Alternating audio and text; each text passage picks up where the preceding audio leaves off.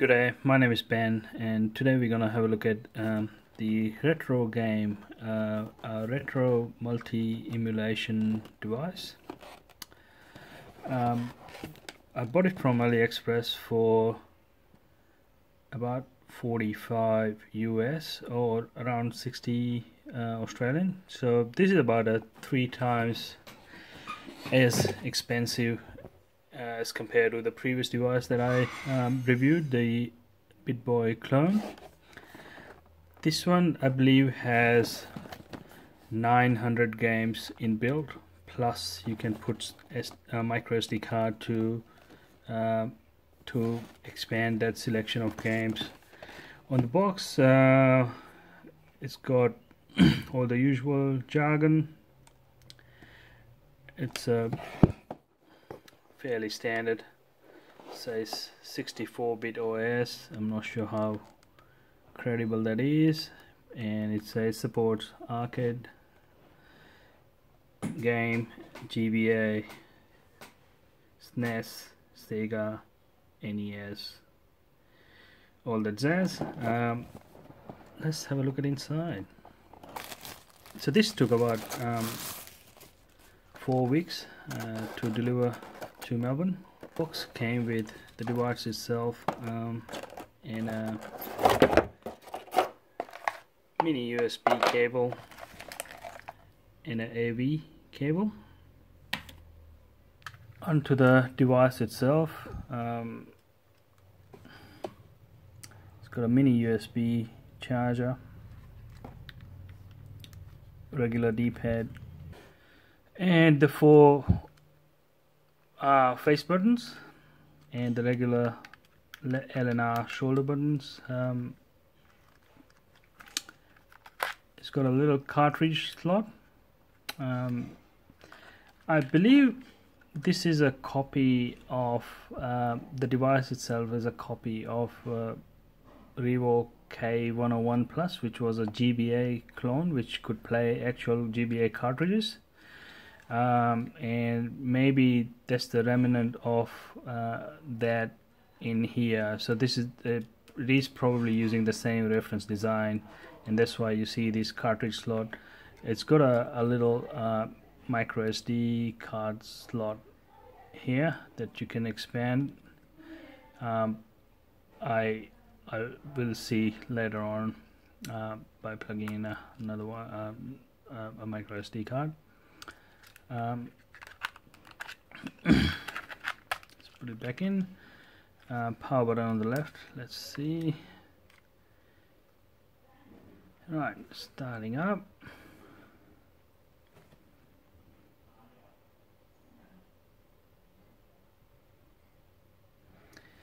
The screen looks a bit better than the device that we tested early on. The BitBoy clone. It's got the usual crappy stuff that you probably don't want in an emulation device, like ebook. Interesting. It's got some Chinese text in here. Pictures. Some pictures. Alright.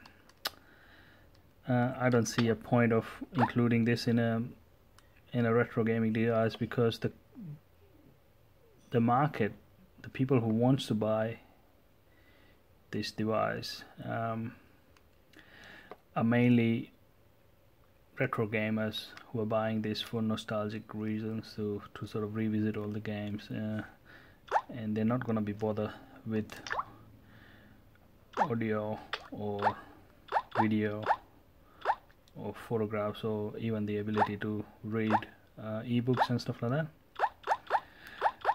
We're gonna straight jump into the games, which is the first one. So we got CPS Neogeo. By the way, the viewing angle on this screen are pretty bad, so you almost have to hold it right in front of you, like looking at the screen, and that's how you get the best result. So to capture the the video, if I face the screen towards the camera, pretty much I can only see the white fonts and the rest is pretty much a ghost image. So screen is pretty bad, so I'm gonna angle it slightly so that I can see the screen a little bit. Cps Neogeo GBA, SFC Super Famicom or SNES, Mega Drive, Famicom is NES, Game Boy Color, Sega Master System, Sega Game Gear, Game Boy the original, and we're back. So those are the systems that we could play. It's still got some Chinese menu up top, so I'm gonna see if I can change it from settings to English. Right, so it's got everything is in Chinese. What's closest to that looks like a language? This looks like picture or brightness. Bell, maybe volume, pictures, maybe this one, the first menu. So yeah, alright, so it's got the all the languages in here. I'm gonna select English, go back to the games. I'm gonna try a CPS game. Right, so even though we changed the language back to English, all the names by the looks of it are still in Chinese. Right.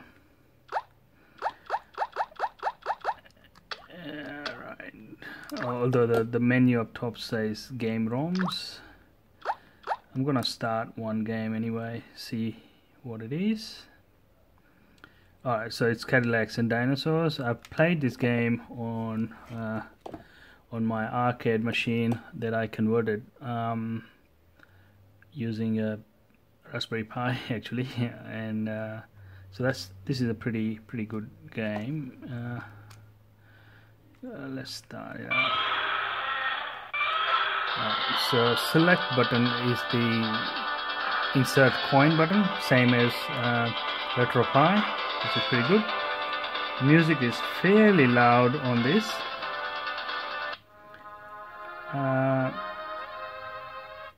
So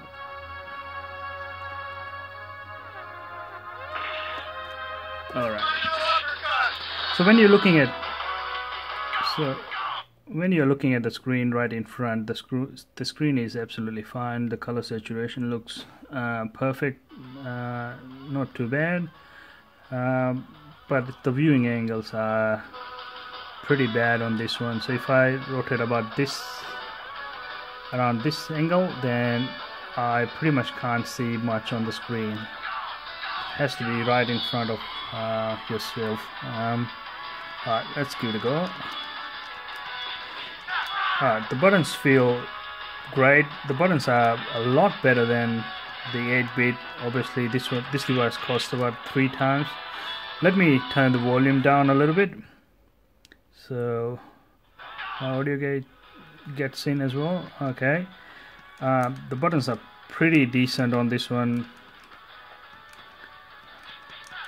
The emulation quality is not too bad. The D-pad is pretty good.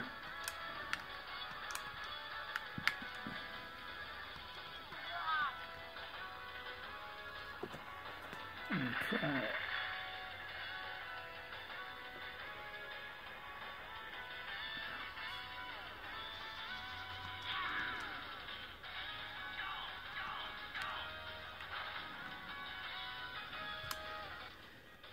So the emulation is pretty good. The buttons are good. The shoulder buttons are a bit too mushy.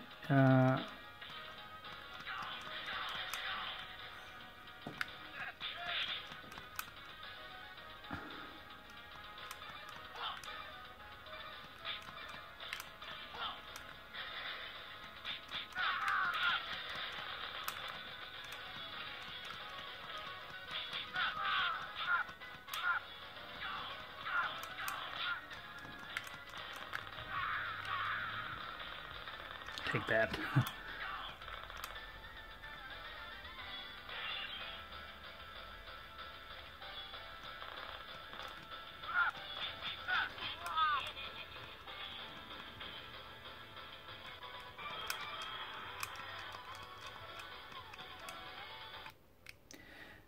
Start and select brings this menu.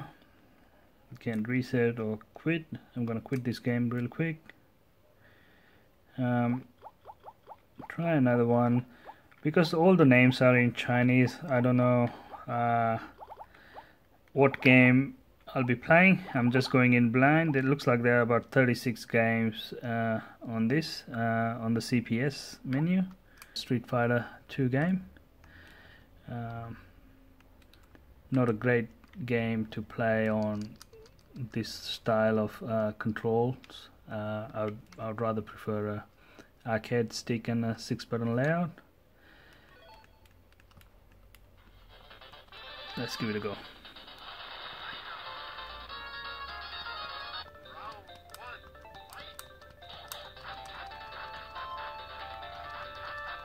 Looks like it's running a little bit faster than what I've probably noticed on the Raspberry Pi with RetroPie emulation.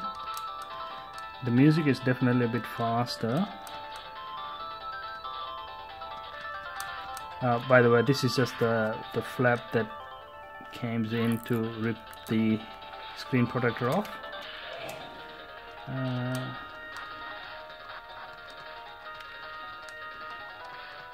Yeah, definitely the music is a little bit faster on this one.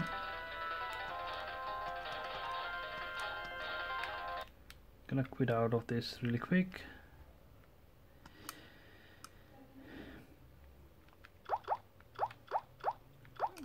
Try the third game on the list. See what it is.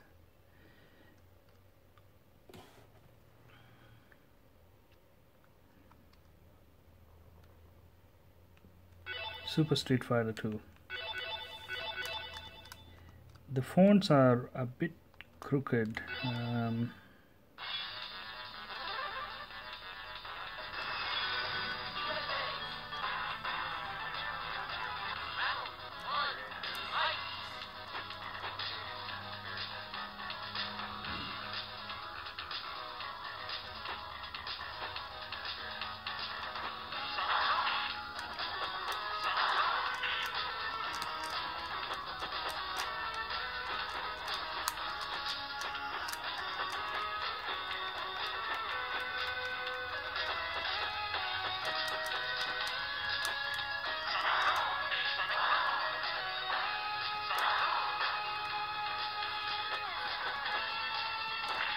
I think the music is definitely off on this one as well.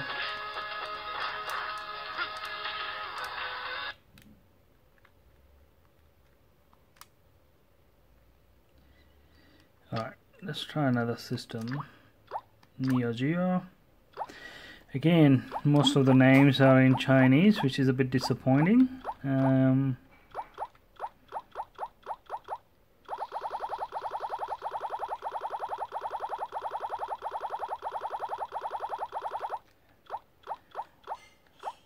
All of the names are in Chinese. Let's try 1944.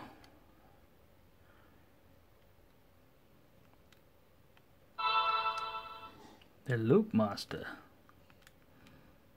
Continue.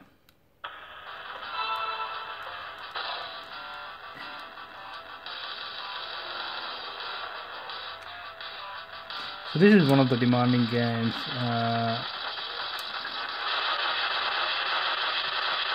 With all the action that is going on around here, and it looks like it's playing perfectly. There are no skip frames or anything like that.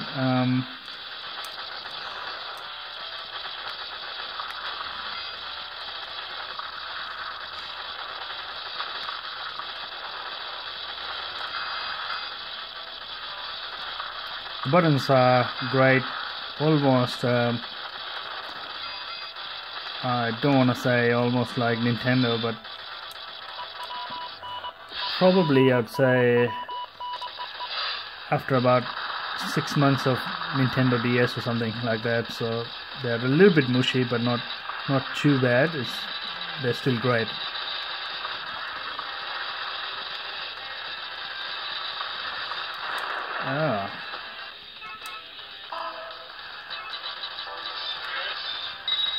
Yeah. That's good, so I don't lose anything.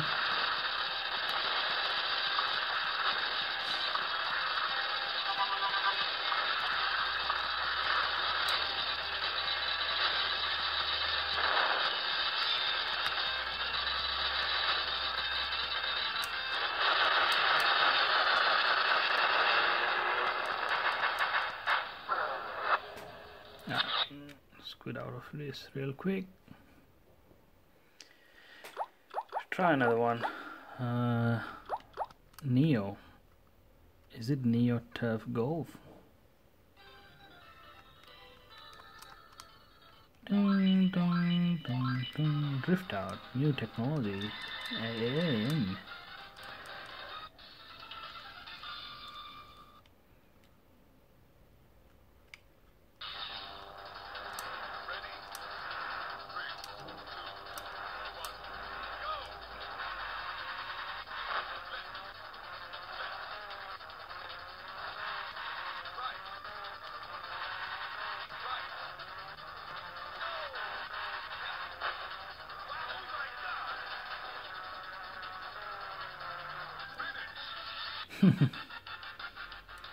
That was all quick.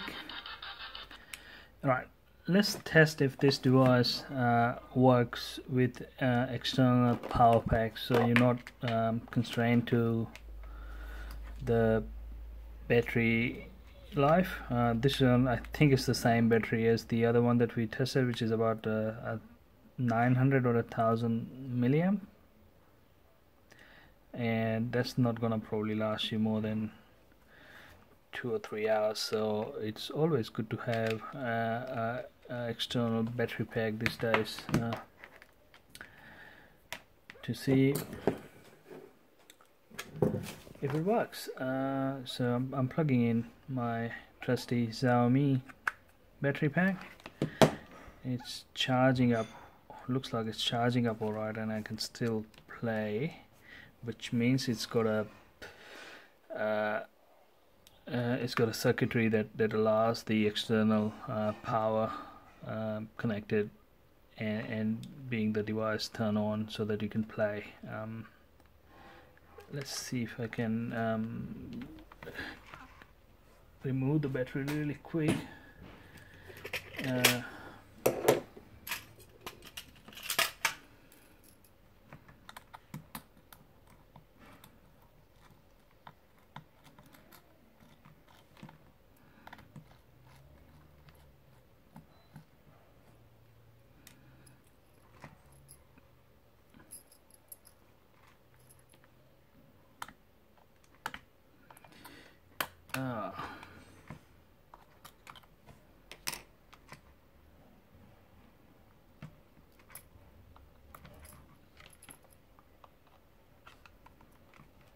Yep, so I removed the battery and the device is still turned on. The red light is flashing rather than solid, which might indicate the internal battery is missing. Looks like this is working just fine. I'm gonna continue the review of this device. Try another system real quick.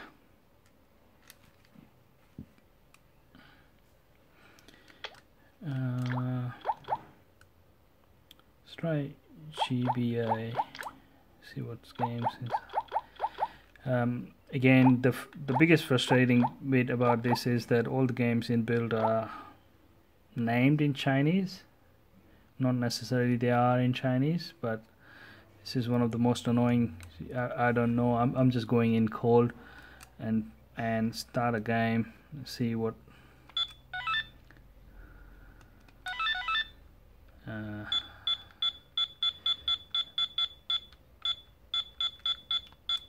Don't even know what game this is. Sega, created by Sonic Team. Sonic Advance 2.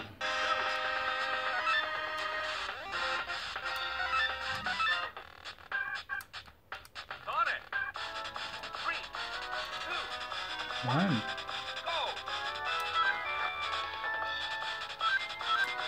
go. Oh. I never played this game before, so I'm not sure how the game emulation is on this.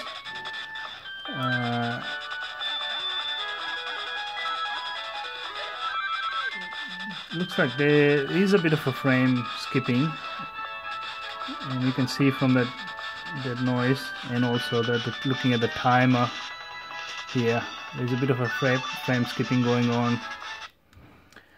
Let's try another one. Quit.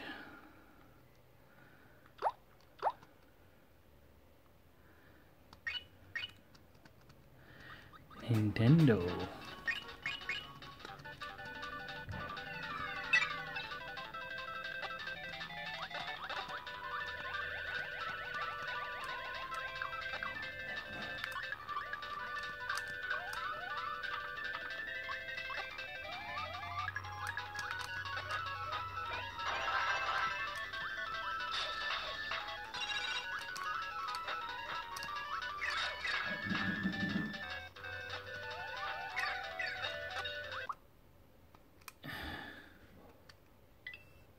Gonna try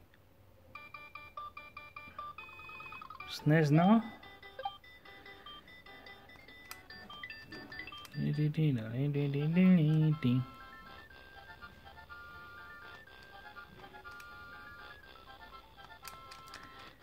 Mario.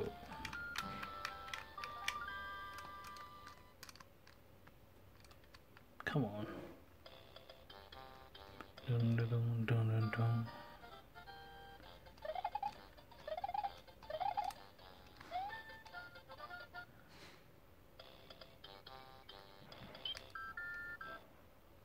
Mario's done.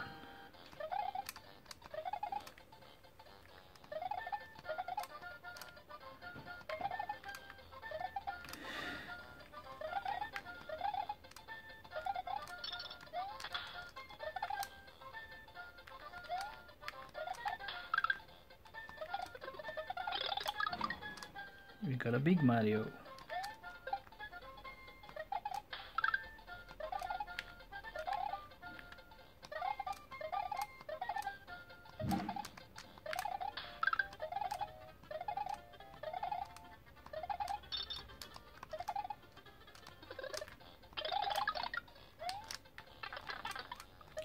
Bad timing.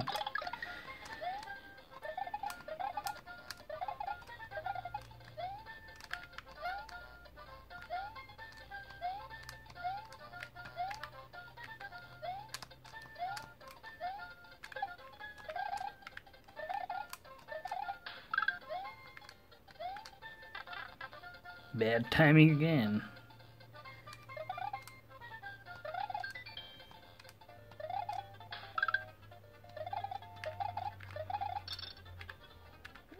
Ooh.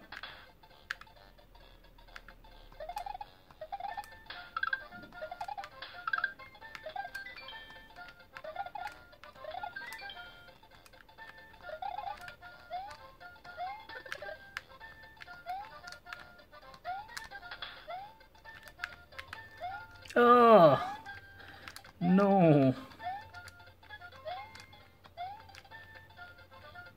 Stop spinning, stop spinning.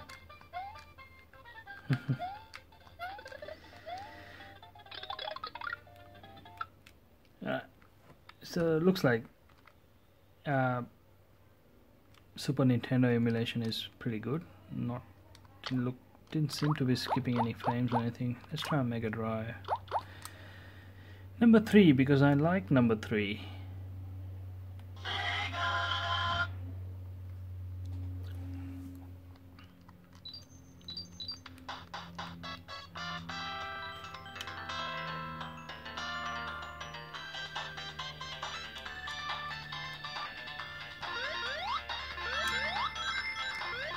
The sound, it sounded like a bit off in the beginning, but I think it's fine. It's not skipping any frames.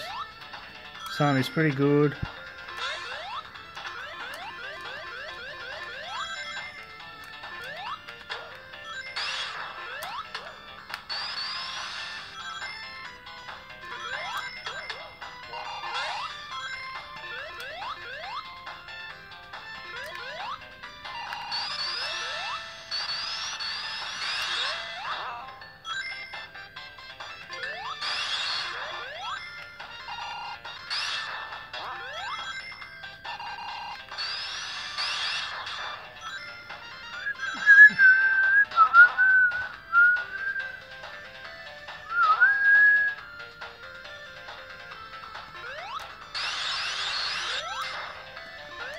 not see that coming.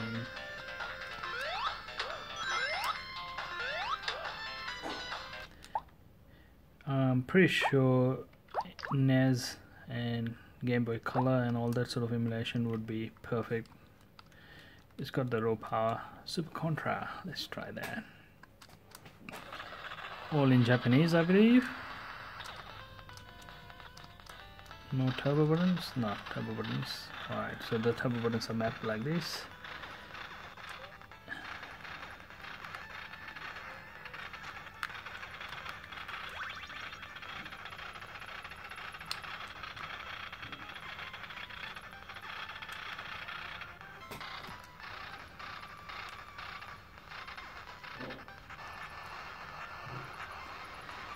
As you can tell, I'm a NES guy rather than any of the Neo system, unfortunately.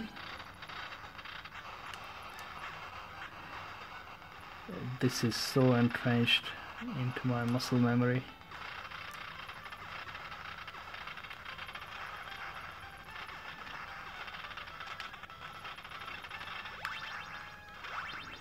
F-Power's the best. Dun dun dun.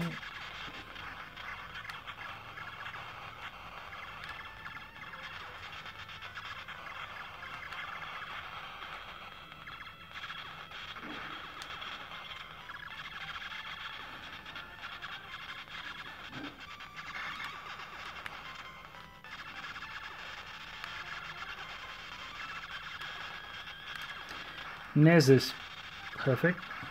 Music is perfect. Sounds exactly like what I remember from my childhood.